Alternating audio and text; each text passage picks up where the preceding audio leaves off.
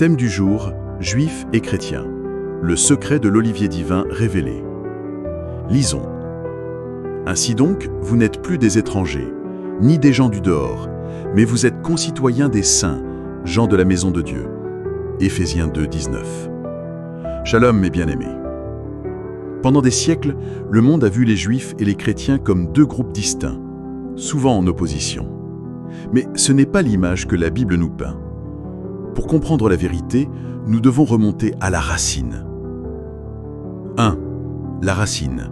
La promesse faite à Abraham. Tout commence avec un homme, Abraham. Dans Genèse 12, Dieu lui fait une promesse. « Je ferai de toi une grande nation, et toutes les familles de la terre seront bénies en toi. » Le plan de Dieu n'a jamais été de bénir un seul peuple et d'ignorer les autres.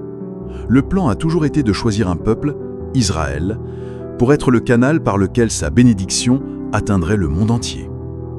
Israël était la racine, le tronc de l'arbre du salut de Dieu. 2. L'olivier de Dieu, la vision de l'apôtre Paul. Le mystère de cette unité est magnifiquement illustré par l'apôtre Paul dans l'épître aux Romains, au chapitre 11. Il compare le peuple de Dieu à un olivier.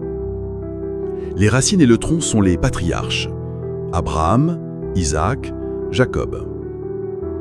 Les branches naturelles sont le peuple juif, les descendants physiques d'Abraham. Paul explique que, à cause de l'incrédulité, certaines de ces branches naturelles ont été coupées. Mais l'arbre n'a pas été abattu. Au lieu de ça, quelque chose de miraculeux s'est produit.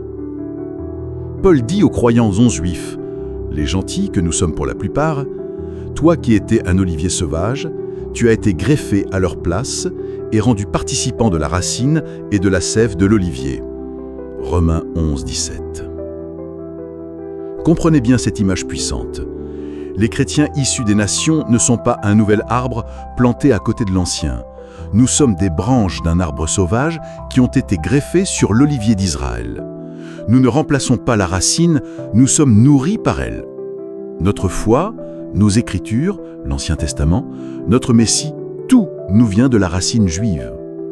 Nous partageons la même vie, la même sève, qui est la vie de l'esprit coulant de la promesse faite à Abraham.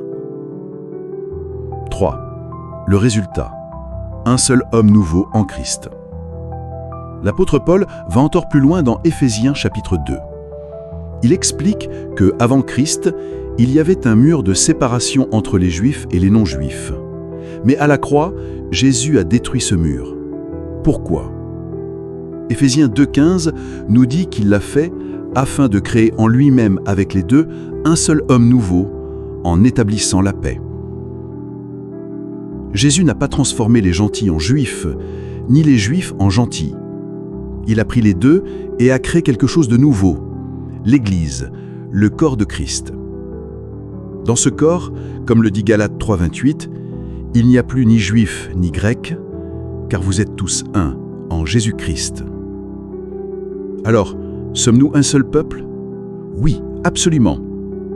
Si vous êtes en Christ, la Bible dit dans Galates 3,29, « Et si vous êtes à Christ, vous êtes donc la postérité d'Abraham, héritier selon la promesse. » Par la foi en Jésus, le Messie juif, nous devenons des enfants spirituels d'Abraham et nous entrons dans la famille de Dieu, la maison d'Israël.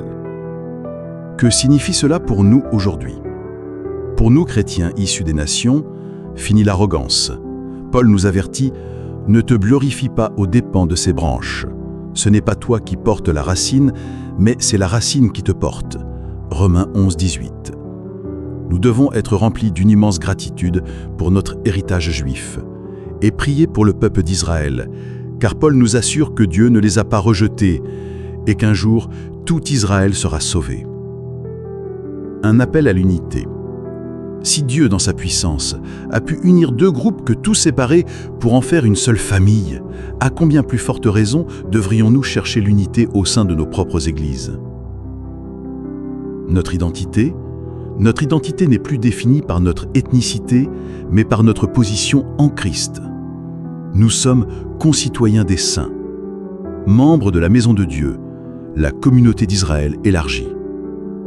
Nous ne sommes pas deux peuples, Nous sommes un seul troupeau, avec un seul berger, Jésus-Christ. Nous sommes un seul arbre, nourri par la même racine. Nous sommes un seul corps, une seule famille, un seul homme nouveau. Prions.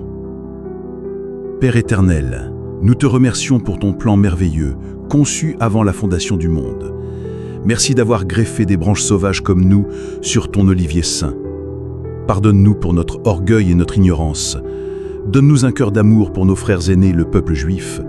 Que ton esprit nous unisse tous en un seul corps, en attendant le jour glorieux où nous serons tous réunis sous la seigneurie de notre Messie, Jésus-Christ. Amen. Écris « Un seul corps en Christ » pour célébrer cette vérité.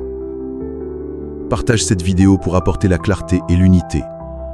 Abonne-toi pour découvrir la profondeur du plan de Dieu.